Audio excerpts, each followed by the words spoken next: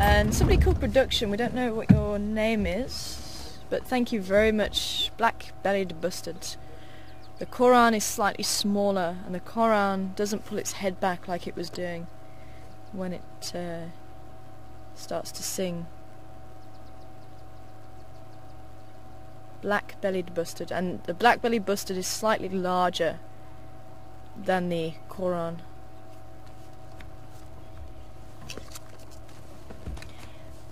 But look at Teddy. Teddy is starting to get spots really nicely now. Teddy must be coming up to maybe about 4 months old. Let's see if I can get a picture of him. Or her. I think it probably is a her, the way she throws her weight around.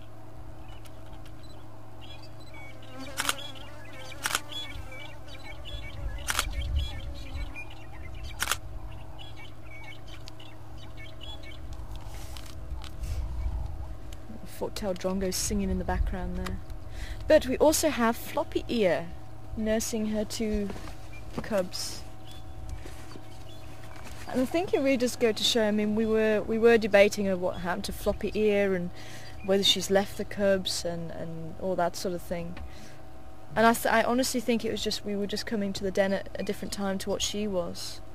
And I think this is proof now, and now we're actually seeing Floppy Ear more than what we're seeing Teddy's mum, and at one stage we were seeing Teddy's mum more than the other 2 females. But I think the other 2 cubs that are slightly older than Floppy Ears, they, I think, are starting to join on foraging excursions, and they are probably about 8 months, 9 months old now, which is about the right age that they would normally join foraging excursions. And these 2 are probably not too far behind. They're possibly going to start joining in excursions in the next few weeks,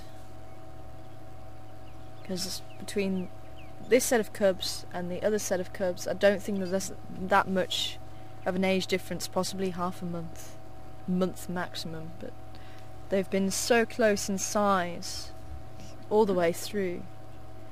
And I actually thought to begin with Floppy Ears 2 were the elder 2, but now it's come clear that she's actually got the younger 2. And then little Teddy came along,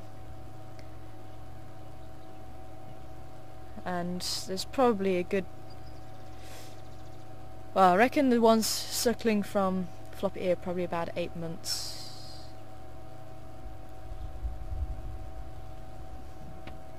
So probably a good 4 months difference between the 2 sets of cubs that you're seeing now. And Teddy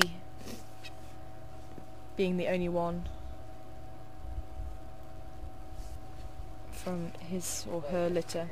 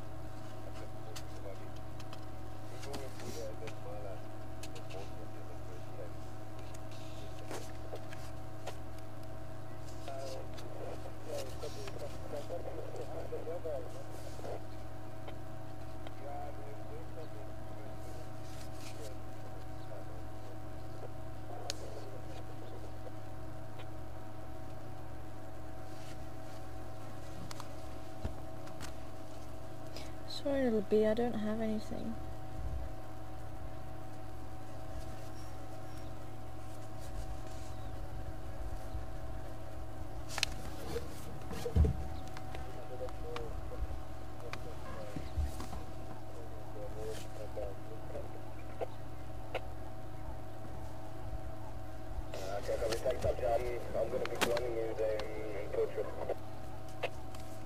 Having a bee buzzing around my head, and I don't know why. I haven't got any perfume on or anything like that. Apparently I just smell sweet.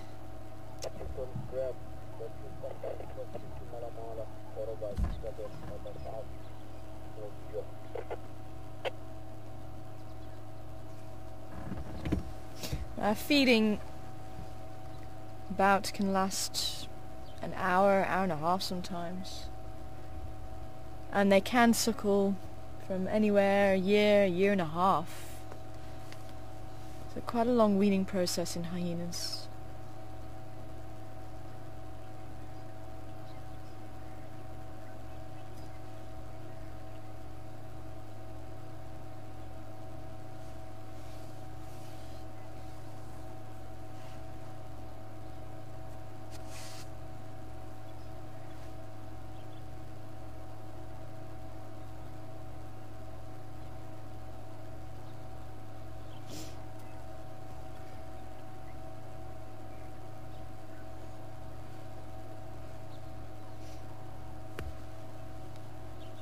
Oh, Teddy.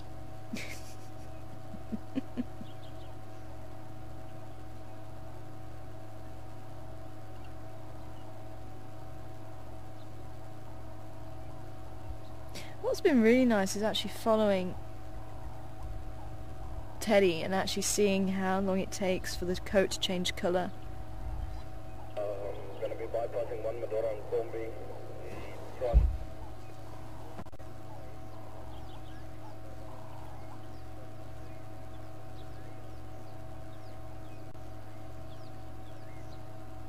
I think Teddy certainly helped people to see the softer side of hyenas, as well as the other youngsters, but certainly when Teddy was first seen, that's why Teddy got his name actually. I think Sebastian thought he looked like a little teddy bear,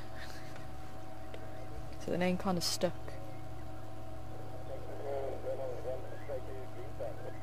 This little bundle of black fur. And the reason why I say I think it's more likely a female because she's been throwing her weight around is because hyena society is dominated by females. They are the higher ranking individuals.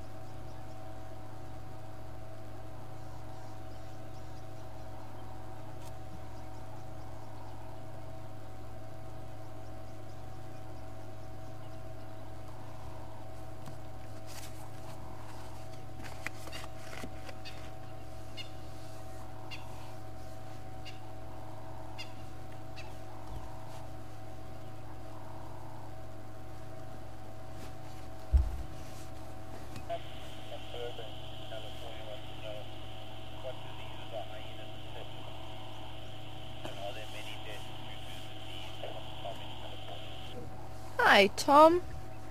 Welcome on board this morning from California.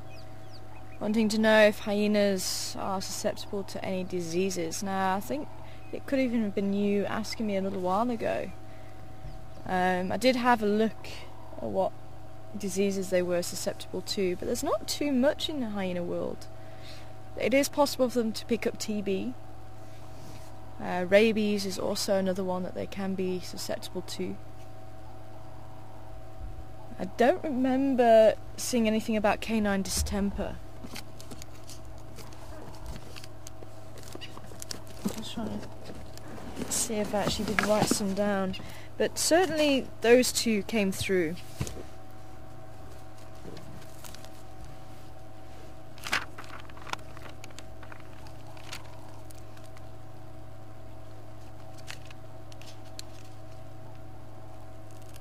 Yeah, canine distemper I did write down actually, I just found that one.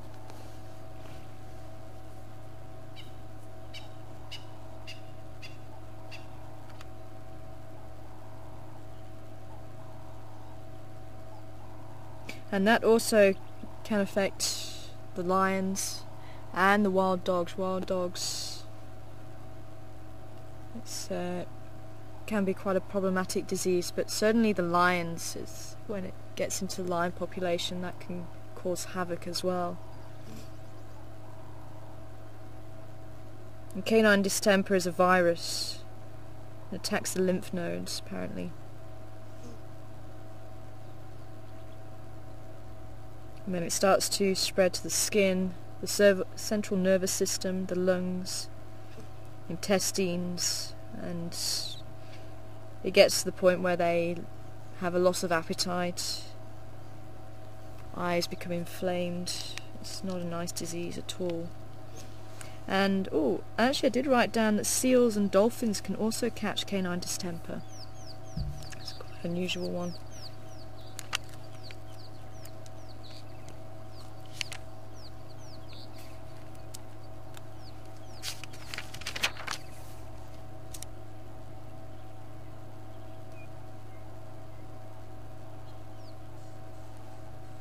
But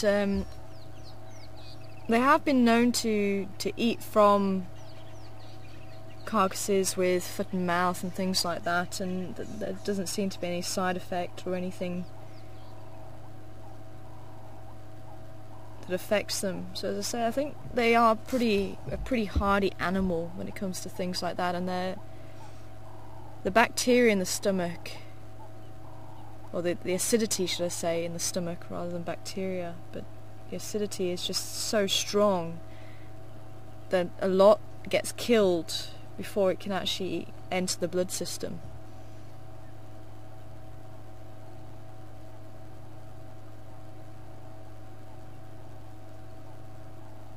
I think that does make them, or helps to make them, quite a hardy animal. Obviously with TB they can ingest the spores by inhaling, so they don't necessarily have to feed on infected meat. It's probably not the way it gets into the system, but inhaling the spores is more likely how the TB actually spreads to them.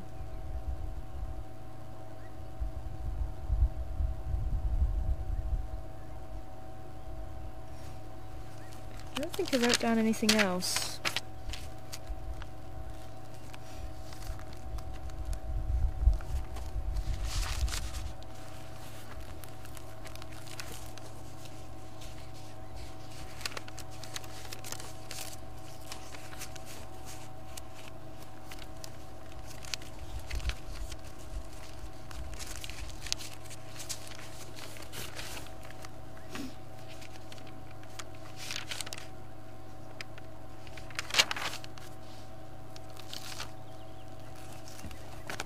As I say, there wasn't much, I do remember that, there wasn't much that I could find on hyena diseases.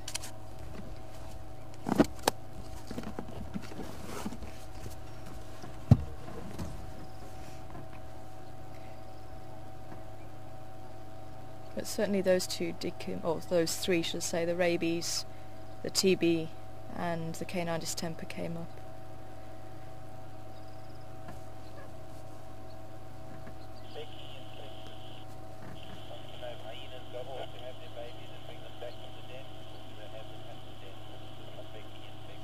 Hi Becky, over there in Texas, wanting to know if hyenas go away from the den to have the babies and then bring them back again. It's not a clear-cut scenario.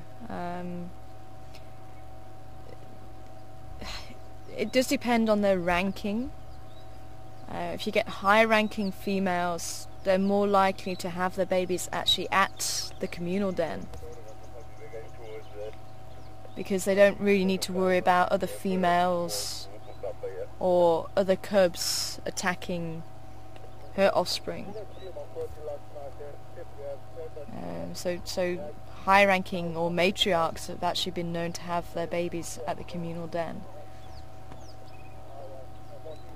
But what seems to be the general pattern is that females will have their babies at a different den site, and then maybe a couple of months later bring the young to the communal den site. And hyena are very strict in that no other offspring except their own is allowed to drink milk from the mother. So Teddy will not be allowed anywhere near Floppy Ear at the moment while she's suckling her cubs. And we saw a little while ago when it was a little bit overcast, a little bit chilly, and one of the other cubs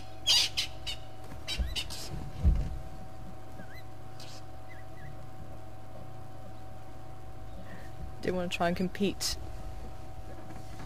in the Franklin. But have you finished? Not yet. But as I said, we had a cub wanting to really snuggle up for warmth and see what she's going to do to Teddy.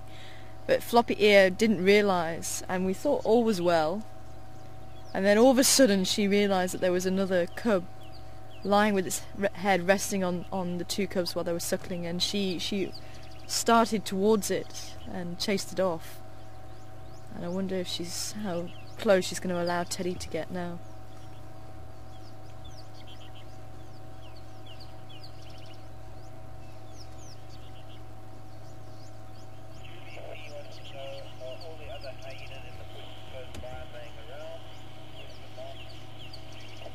Hi, Julie C. from Indiana again. Wanting to know the other hyenas around in the bush. They might well be. They might be further away. I am going to have a look around, but I just wanted to see, because as you can see, look, they've all woken up again. Now Floppy Ear is grooming, Teddy's interested, and this is why sometimes we will just sit with an animal. Okay, it looks like there's nothing really going on, and you know, some people might get bored, but look how different the scenario is now.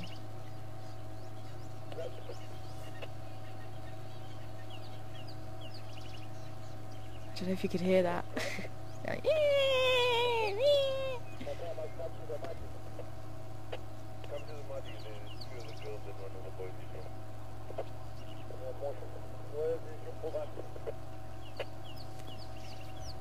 Teddy making sure that she's walking away. Okay, I'm just going to pull around the corner there.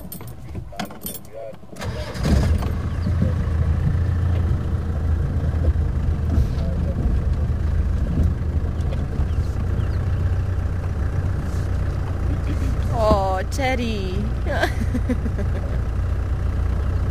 Where's your mama? Are you hungry?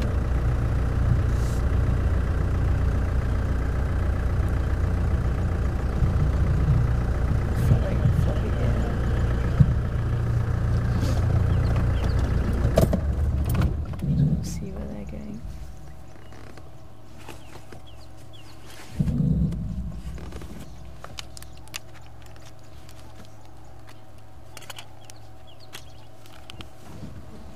Where's she going, Teddy?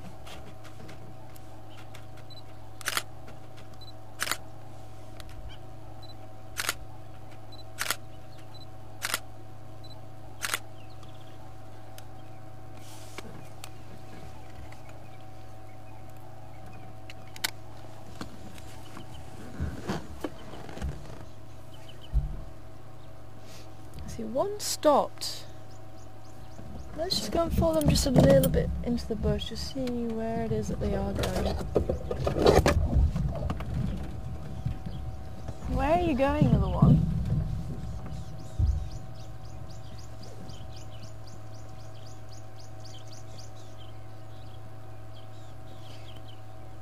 So the average is probably about 2 months before they bring it back to, or bring the cubs back to the den. But having said that, we have actually seen what I think is possibly, she was a low-ranking female and possibly a first-time mother, so she was being overprotective, overcautious. And it took her a good 6 months, maybe six to 8 months, before she actually joined a communal den. Every time we saw her, she was away from the communal den.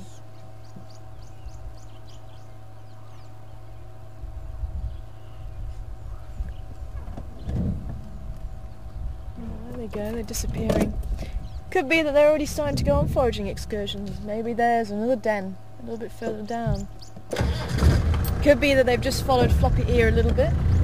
They might just turn around and come back. Because they know this is their safety. And that's one of the reasons why they do leave the cubs by the den site. It's because the cubs are probably just a little bit too small to defend themselves out there. But the den can offer protection. They can dart into the hole away from any predators, any other clan or members from a different clan.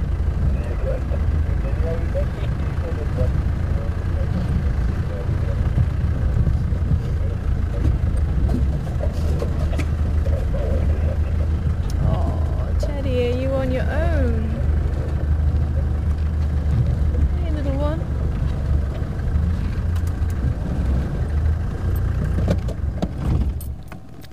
Now I keep saying he or she because we don't know what sex Teddy is.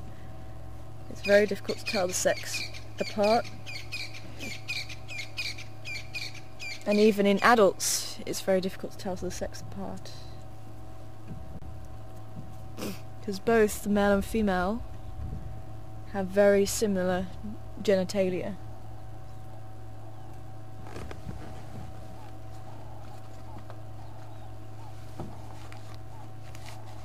Even the experts have been fooled by hyena genitalia,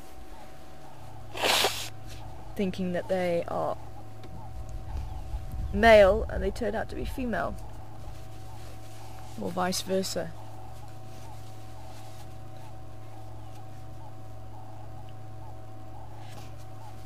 And it's because of that genitalia, because the females look like they have a penis and a scrotum.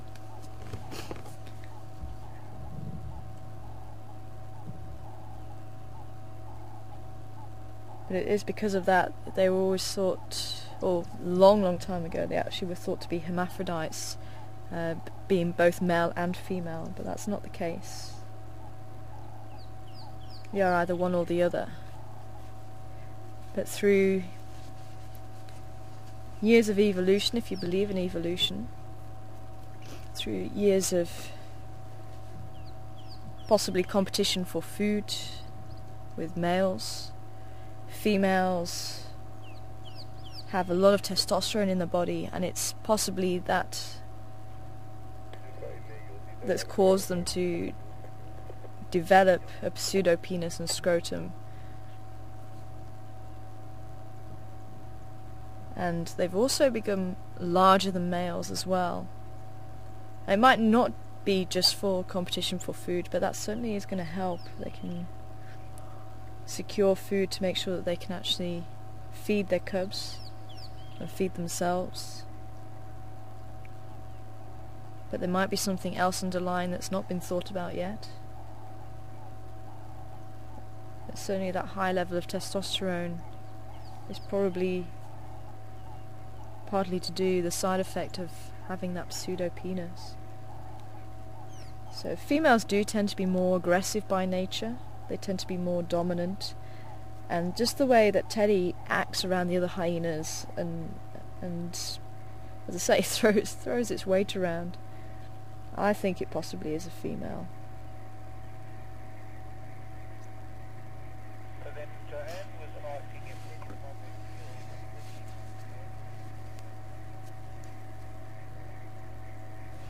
Hi, Joanne in Arizona. And again, there was quite a lot of speculation as to where Teddy's mum was lying in the ranking.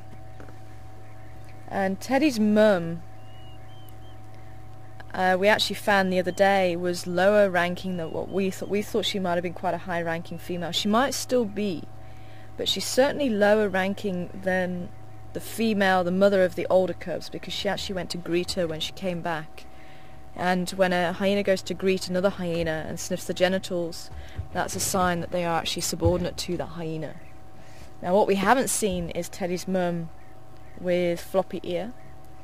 We've always thought floppy ear is the matriarch because all the other hyenas greet her, but we haven't seen these two mothers with her. And I can't remember at the den site, when we first found them on Finneman's cut line, I can't remember how they interacted. It was quite new individuals at that stage, so I can't remember how they interacted. And it would be nice to see floppy ear with the other mothers, even if it's just the other mother of the other two. We don't need to see Teddy's mum with her, but certainly the other mother, because if the other mother goes to sniff floppy ear's genitals, then we know floppy ear is higher ranking. If floppy ear goes to sniff her genitals, then we do need to see her with Teddy's mum to see where she lies in that ranking. Because we thought with Teddy being so bold and the other cubs being quite careful around it, we thought that mum was quite high ranking because cub has the rank of the mother. So if she's high ranking, cub's also going to be high ranking. If mum dies, which is what Joanne's asking, if mum dies, will Teddy become lower ranking? And not necessarily. Not necessarily. Because as I say, they do carry the same rank as the mother.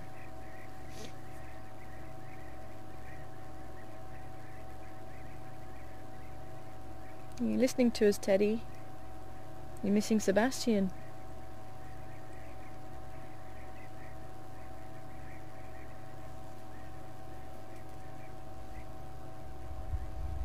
Hi, Deborah. Good morning to you as well. What determines the ranking of the hyena, each individual? Probably size and aggression. And as I say, when they're born into that clan, then the mother will also be a determining factor.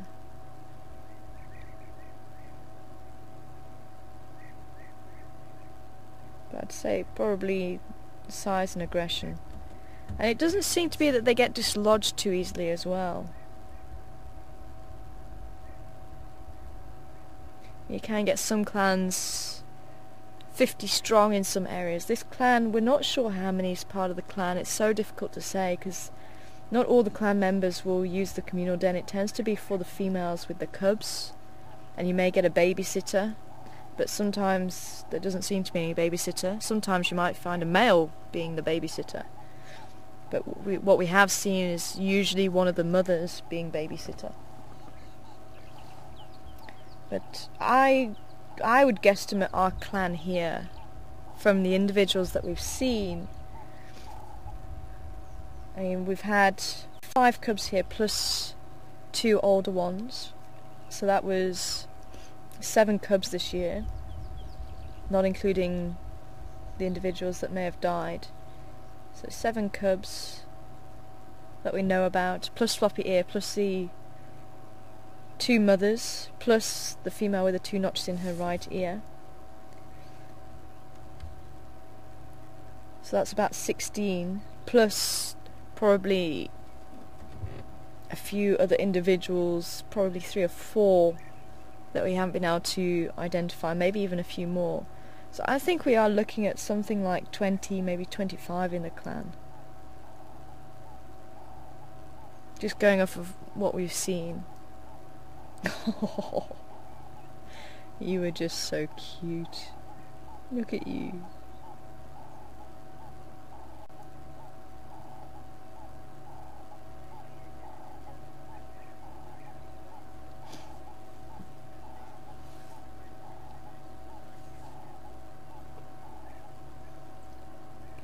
Hey again, Julie. And yes, this den does have a back door and a front door.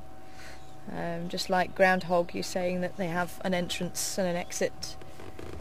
And this den does have and they'll have a number of dens on the territory.